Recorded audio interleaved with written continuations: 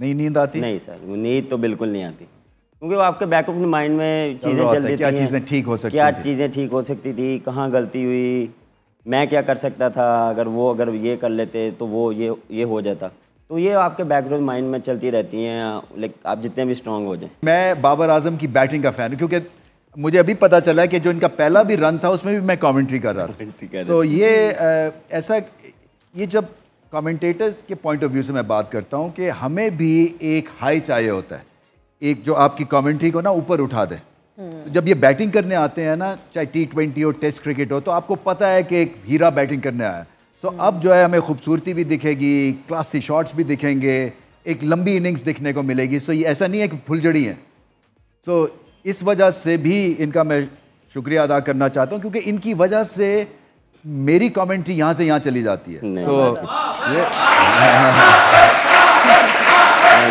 Thank you. जब emotional moments आते हैं बाबर, जीत और हार, इसके साथ कैसा डील करते हैं? मुश्किल है ना? यू नो, आपको जब आप कोई ऐसे मैच हारते हैं, कुछ ऐसे मैच होते हैं वो कभी भूलते नहीं हैं, वो हमेशा आपके दिमाग में चलते रहते हैं।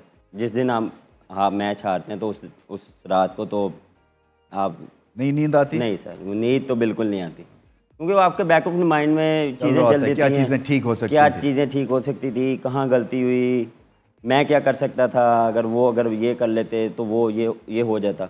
तो ये आपके बैकग्राउंड माइंड में चलती रहती हैं, लाइक आप जितने भी स्ट्रांग हो जाएं। जो बाबर आजम है ना, ये अपनी फैमिली का रिफ्लेक्शन है।